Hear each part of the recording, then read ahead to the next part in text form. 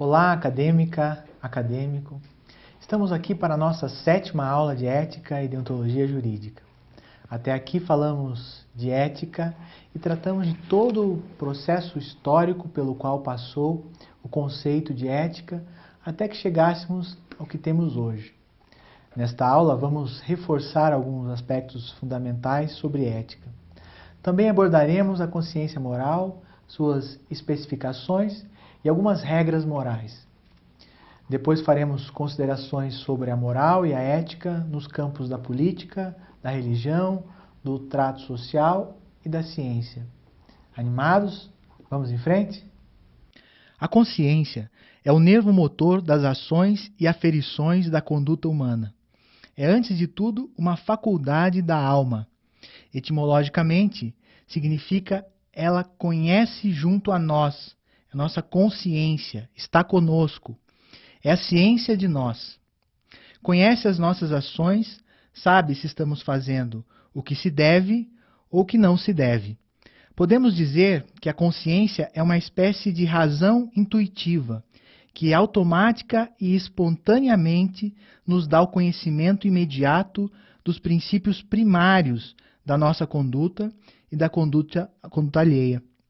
A consciência se serve para essa diretriz da colaboração de outras faculdades, como da inteligência, da razão e da intuição. Ainda pode contar também com a educação e a cultura de cada pessoa. Essa consciência moral nos permite avaliar nosso próprio comportamento e também o comportamento dos outros.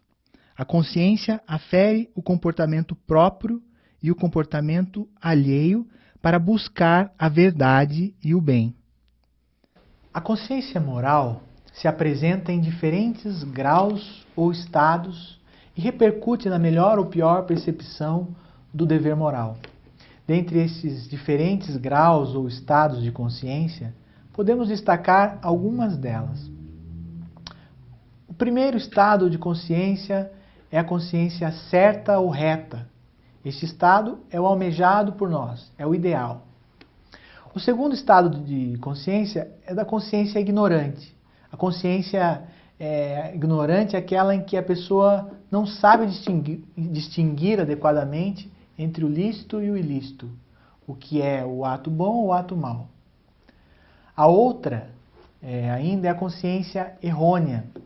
É aquela que leva o agente ao erro, pelo qual pensa estar cumprindo um dever moral quando ele não existe. Outro estado de consciência é a consciência duvidosa. É aquela que deixa o juízo do agente em suspenso, que tem dúvidas no agir, que age com dúvidas na sua decisão. Outro estado de consciência é a provável. É aquela que, ainda que a pessoa saiba que pode estar errada, julga a conduta lícita. Determinada ação se baseia no provável. Outro estado de consciência é a consciência laxa ou estado de consciência larga. É aquele leviano que não se preocupa com qualquer análise, que julga qualquer solução como boa, na qual qualquer caminho serve. Outro estado de consciência é a consciência escrupulosa. É o estado oposto, exagerado, da consciência laxa ou larga. É ver o erro e a maldade onde eles não existem. Diante dos diferentes graus de consciência moral que afetam a compreensão do bem e, por consequência, do dever moral, algumas regras de conduta devem ser observadas, de modo a nortear o comportamento humano para o bem. A primeira regra é que devemos agir sempre com a consciência certa e verdadeira. A segunda regra, devemos atender ao dever moral com a intenção de estarmos agindo em conformidade com o bem que ele é. É necessário o desejo de cumprir o dever. Deste preceito decorre a conclusão de que os fins bons não justificam os meios maus, pois o desejo de cumprir o dever, que é um bem, pressupõe que os meios sejam igualmente bons. A terceira regra é que não devemos nunca agir com a consciência duvidosa sobre a licitude ou não de uma conduta, pois seria agir de forma temerária, pondo em risco direito alheio. É preciso procurar uma solução adequada para as dúvidas antes de agir. Quarta regra: não devemos nunca agir contra a consciência. A quinta: quando a consciência errônea é invencível, ou seja, quando o erro não pode ser superado pelo agente, mesmo com estudo, é legítima a conduta, porque ela é considerada subjetivamente certa.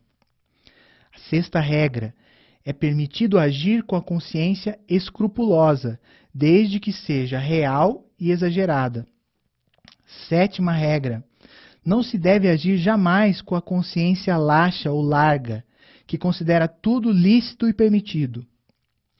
Oitava e última regra: é permitido agir com a consciência provável, quando não for possível se alcançar a certeza absoluta, desde que tenham sido tomadas as cautelas necessárias e se tenha prudência com um acurado exame do problema. O que se deseja com essas regras é alcançar uma disciplina moral que respeite a liberdade e dignidade das pessoas ao viverem em sociedade, além de nortear a pessoa na formação contínua de sua consciência. Vamos agora relacionar a ética com outras áreas, porque veremos que existem muitos comportamentos de ser humano, que o ser humano possui e que não são relacionados nem com a moral e nem com a ética. Por exemplo, comportamentos afetivos, políticos, amistosos, sociais. Nada disso tem a ver com a moral ou com a ética, mas estas áreas podem nos confundir. E é bem comum que as pessoas misturem os conceitos e exerçam a consciência de maneira equivocada, por causa dessas confusões. Por isso, vamos ver aqui alguns pontos que podem gerar dúvidas na distinção do que é ou não ética. Então, para ajudar vocês a terem bem claro o que é a ética, veremos a relação e a diferença entre ética e a política, entre ética e a religião, ética e a ciência, e entre a ética e o trato social. Começamos com a moral, a ética e a política. Esta distinção pode se tornar um tanto complicada, porque, como estudamos em nossos encontros anteriores, a ética se iniciou no espaço da política. Vocês estão lembrados que falamos que, com a derrota da democracia, a ética foi para o espaço privado. Estão lembrados? Pois a ética se mantém até hoje no espaço privado. O espaço público precisou construir um campo distinto da ética para a política. A principal diferença entre estas áreas é que a moral e a ética regulam relacionamentos interpessoais, já a política regula relacionamentos intergrupais. Com isso, quero dizer que há medidas que o governante pode tomar que, como pessoa ética, não poderia fazer. Desta forma, podemos pensar que é errado e imoral um homem grande e forte bater em outro pequeno, fraco e com pouca proteção. Porém, poderíamos compreender que, por motivo de segurança nacional, política ou social, o Brasil invadisse o Paraguai. O contexto do agente político é diferente do contexto do cidadão. Dois casos extremamente opostos servem para exemplificar a necessidade de tomarmos distância entre a política e a ética. São o moralismo abstrato e o realismo político. O moralismo abstrato é o fato de julgarmos os atos políticos ou de seus governantes com um critério moralizante. Isto não deveria acontecer. Vou dar um exemplo que é bem corriqueiro em época de eleição. Em uma disputa política, por algum cargo específico, o adversário divulga algum fato da vida pessoal de um candidato. Muitas pessoas poderiam deixar de votar neste candidato, porque desaprovam o fato divulgado. O fato de o candidato ter agido em desacordo com suas crenças não significa, necessariamente, que seria mau administrador público. O outro caso é sobre o realismo político. Acontece quando aceitamos que, estando a política no campo da vida pública, possa utilizar-se de qualquer meio para alcançar seus fins, mesmo que tenham que excluir a moral. A política não pode se eximir totalmente da moral. Como exemplo, você pode imaginar um bandido que se mostre um excelente estrategista e mobilizador. Ele poderia se tornar um ótimo administrador público, porém, esta pessoa não é confiável, não tem a mínima moral. Portanto, não podemos confiar a ele a administração de nossa vida pública. Não podemos conceder a ele nosso voto. A política pode ensinar a ética que nenhuma autoridade é legítima se estiver nas mãos de um déspota, que é uma pessoa com comportamento arbitrário. A ética pode ensinar a política que é necessário total responsabilidade pelos nossos atos, e seria uma enorme violência tratar o ser humano, por exemplo, como coisa. Sobre a ética e a religião, vamos lembrar que, como vimos em aulas anteriores, a religião muito contribuiu com a ética, inserindo os princípios da liberdade e igualdade. Porém, devemos ter em mente que uma pessoa que tem comportamento religioso, que segue ritos e formalidades impostas por sua religião, nem sempre é uma pessoa ética. A ética e a religião contribuem uma com a outra, unem forças quando se dispõem a discutir conceitos, como quando se dá o início da vida humana, por exemplo. A respeito do trato social, que falamos inicialmente, ele difere da ética porque é apenas a maneira como a pessoa se comunica. Dizer que uma pessoa é mal educada, por exemplo, é diferente de afirmar que ela não é uma pessoa ética. Trato social são as regras ou normas de convivência dos mais variados tipos que podemos chamar de convencionalismos sociais, né? Como saber se estas atitudes dizem respeito ao trato social e não à moral? A grande diferença é a moral sinto como fazendo parte de mim, como se fosse minha. A moral sinto como verdadeira. Se eu não cumprir, sinto culpa e sou julgado por outros. No trato social, posso facilmente me sentir bem sendo mal educado. Se eu quiser mudar de atitude amanhã, eu mudo. Mas a moral não é assim. A moral demora muito mais tempo. Pode ser mudada, mas a mudança é mais vagarosa, é mais difícil. Aqui vão exemplos de trato social. Se uma pessoa não se comporta como esperado pela maioria das pessoas, se não tem a educação da maioria, isso não quer dizer que não tenha ética.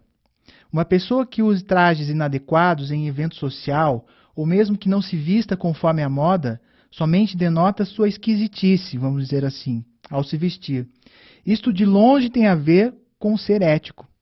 Da mesma forma, uma pessoa que deixa de cumprimentar seu vizinho pela manhã, ou aquele que fala ao telefone numa sessão de cinema, ainda assim podem ser pessoas éticas. Muitas dessas atitudes são passadas de geração em geração por meio da família, ou por modismos, ou pela mídia. Alguém que não tenha aprendido estes comportamentos facilmente poderão fazê-lo lendo algum livro de boas maneiras ou sendo orientado pelos demais. A grande diferença entre o trato social e a ética está na interiorização destas normas. Importa muito a nós entendermos a relação entre a ética e a ciência. Isso porque, enquanto estudantes, estamos trabalhando com ciência.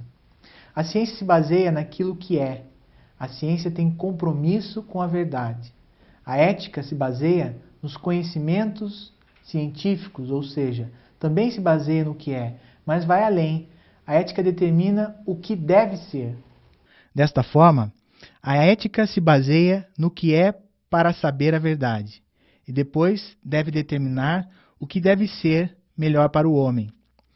Enquanto o compromisso da ciência é com a verdade, o da ética é com o ser humano. Um exemplo disso é o cientista que, ao buscar a verdade, faz descobertas que podem ameaçar a existência da vida humana. Esse cientista, enquanto pessoa ética, não pode ser indiferente ao uso que fará de suas descobertas. Quando estão pesquisando dentro do método científico, precisa ser fiel a este método e encontrar aquilo que tiver que encontrar. Mas uma vez encontrada a resposta, cabe a ele decidir se deve divulgar ou não. Cabe a ele decidir o que fazer com sua descoberta. A ética precisa das verdades descobertas pelas ciências. Mas como a ciência é feita por pessoas, caso alguma descoberta científica seja danosa ao ser humano ou ao planeta que habitamos, jamais será ética. Percebe? Encerramos aqui nosso encontro.